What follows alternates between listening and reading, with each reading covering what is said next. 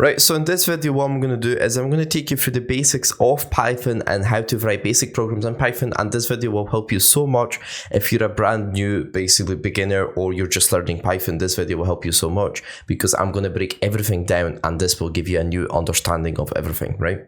So the first thing I recommend getting is Visual Studio Code. Visual Studio Code, or the current program you're seeing on your screen or on the whatever you're watching this on, is basically a code editor. This code editor makes everything so much easier and it is one of the best programs, and I use this for programming.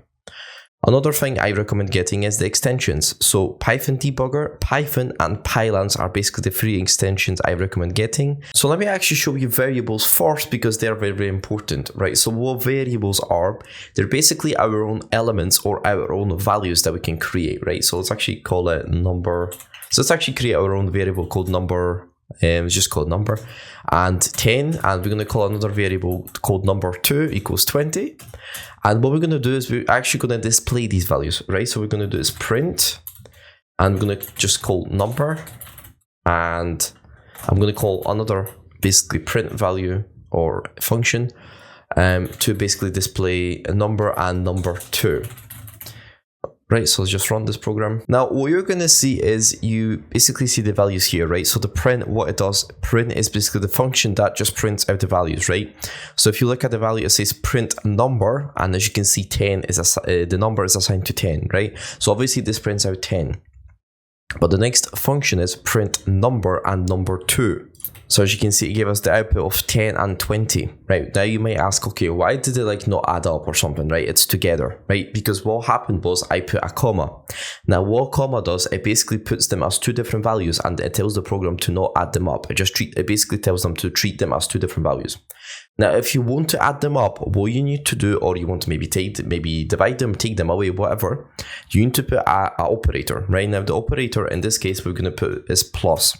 There is another operator, what you can put is star, basically, which just is going to multiply it, right? Let's actually run this. So the output is 200. If you put plus, right, which is another operator, and you run this program again. Now, as you can see quickly, I'm running these programs quickly, right? As you can see, I didn't actually have to go here, run. As you can see, it says start debugging and it says F5. If you press F5, it's actually going to run the program for you, right? By a quick shortcut. So as you can see, it added basically the values up, right? So in this case, it added 30. Now, another way of doing this, which is basically I would say it's the same thing actually. If you create another variable and you just add these numbers up, right? So just number plus number 2. And you actually print them out, so just print sum. Now as you can see, I've created another variable with basically them adding them up, right? This is how you do it. You don't really do it other way. Now what I mean the other way is basically you don't do it like, let me actually show you. You don't do it like number plus number 2 equals sum, because that's not going to work, right? But as you can see, it just gives you a problem, right? So what you need to do is you need to create a variable first and then add all your numbers up. Right, so let me actually show you how to write text, or basically have text being outputted by Python, right? So let me actually show you. So if you put, for example, a variable called text and you assign it a value, let's say hello, right, as an example. Now, as you can see, there's a problem. It's underlined in orange or yellow, and it's basically there's a problem. If you come to problems, it says hello is not defined. Now, the problem here is basically any string, any text has to be put in quotation marks, right? That's the basic rule of any programming. Numbers do not have to be, but text has to be basically put in quotation marks, right? So if you put a quotation mark, now notice that it actually doesn't matter if you put which quotation mark you put, you can put any you want, right? But they have to be the same when you open text and when you close text, they have to be the same, right? So, and as you can see, it says hello, right? So there you go, right? So this is how you can simply output text. Now, obviously you can do the same thing as we done. Actually, let's just put sum, let's just make it like text 2 equals my name is, right? For example, right? And if I actually print hello and then you do text 2, oh, sorry, actually other way around. Text 2 and then you do text, right? So this will actually show you I should say hello, my name is hello. As you can see, my name is hello, right? So this is very, very simple strings. Now also comments are very important in Python or overall programming because they allow you to comment out a specific part of the program. For example, if you added some code and it doesn't show you an error and it's like not working, what you can do is you can edit that out. Obviously comments are also important for adding your own notes. For example, let me demonstrate, for example. So basically how to put a comment is just put a hashtag, right? So if you press Shift plus 3 on my keyboard, adds a comment. Now the green text means that something is commented out, right? So even if I put something like this and I add a hashtag, right, as you can see it's commented out, and if I print text again, it's still gonna work, right? Even though I did something, just added some random things, it's still gonna work because it's just getting ignored, right? Right, so what I want to do now is I want to show you a basic program that has basically an input and it has if statements, right? So let me show you. So it has a variable called age. Now, if the user inputs a certain age, right, it asks for your age first, right? As you can see, it says enter your age. Now, if the variable of age is higher or greater than or equal to 18, it says print, right? So just outputs a message. It says you can now legally drink. If the basically age is less than 18, so basically like 17, it will basically output you cannot drink, right? So let's actually try this. So let me actually demonstrate how this works. Right, so it asks for your age. So I'm going to enter, for example, let's say 14. And as you can see, it says you cannot drink, right? Now what happens if I enter like 250? Right, let's say 250. As you can see, it says you can now legally drink.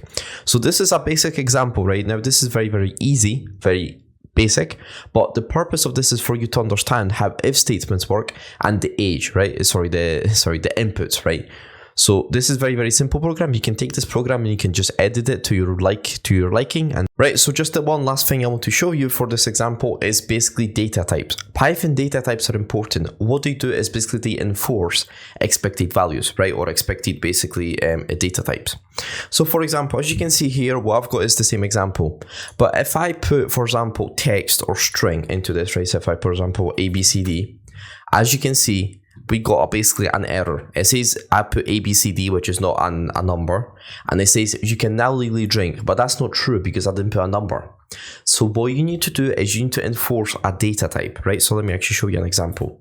So what I'm going to do is I'm going to unquote this, right? I'm going to basically quote this and make this our basically integer. So as you can see, I've added a int, which is just a function, and it basically makes sure that the number that we put is a number, right? So if I run this program now, what's going to happen is it's going to make sure that we put a number. If I put ABCD, I'm just going to get an error, right? So let's try this again. So I'm going to put 12. And as you can see, it says you can't drink. So obviously this is the proper functioning of this program, and data types are important, so make sure you learn them. Now for the last bit of the video I want to show you is packages and modules. Now for example, if you wanted to run a command on the system, you would literally have to physically write every single line of code. Like you would have to get a command line. Now from the command line you would have to get the result to yourself or to a file. You get the idea, right? Now with a package or a module, it basically does it for us. All we need to do is just basically write the code to do it, right? So I'm just going to import OS, which just imports the operating system.